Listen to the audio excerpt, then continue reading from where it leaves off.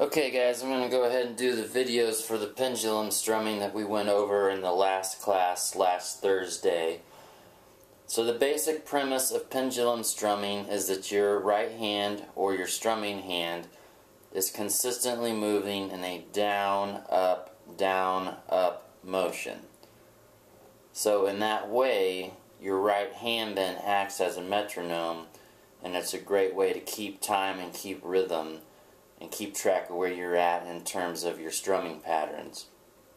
And then also it's a great way to be able to read strum patterns and interpret strum patterns, because then you can assign down strums and up strums to your beats. So what we're doing right now, we're doing eighth note strumming patterns, and what that is going to mean in terms of your counts is your numbers are going to be down and your ands, or your in-between beats, are going to be ups. So if we were to do a whole measure of eighth notes rather, we would just do a constant measure of down up motion like this. 1 and 2 and 3 and 4 and just like that. So that's really what's happening. And then so let's say that we only played quarter notes. What would happen is you would just be playing down strums. 1,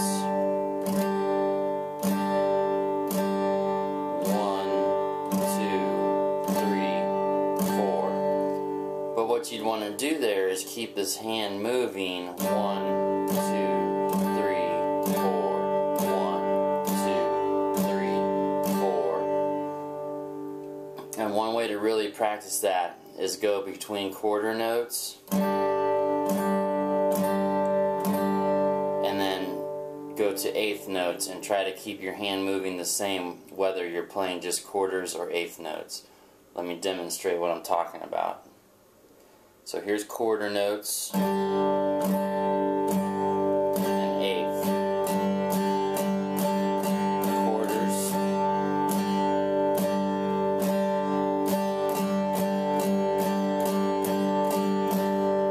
So my hand over here pretty much should have looked the same whether I was playing eighth notes or quarters.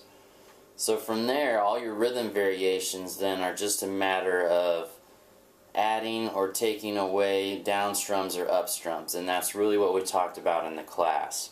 So our first rhythm on the page, the handout that I gave you, was the constant eighth notes across the board. So that's just down, up, down, up, down, up, down, up, down, up. 1 and 2 and 3 and 4 and. Okay? So what I'd really encourage you to do is first just really get used to counting and playing that at the same time.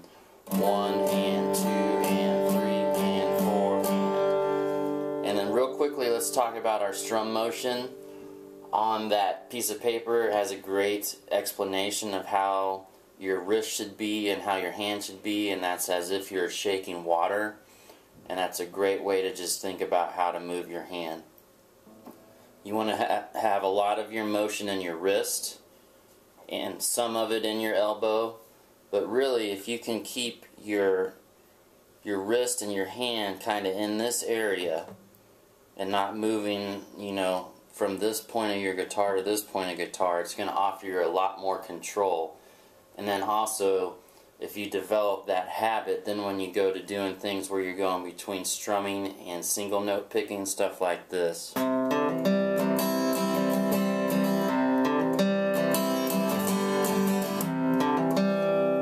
it's going to be a lot easier for you to bounce back and forth between those two different styles. And then one other thing, notice that I have my hands, my pinky, my ring finger, and my middle finger hanging out. That's also a good habit you want to go ahead and develop right from the beginning. And what that'll do is when you start playing more percussive rhythms,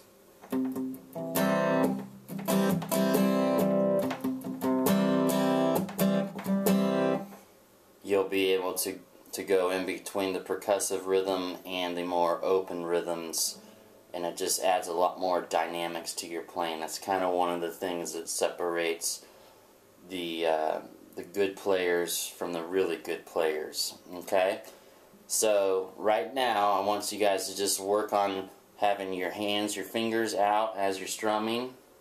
And make sure you pick a chord with your left hand that's going to cover all 6 strings. So a G or an E minor or E major, those 3 would be great chords to do this, to work on these strumming examples, okay?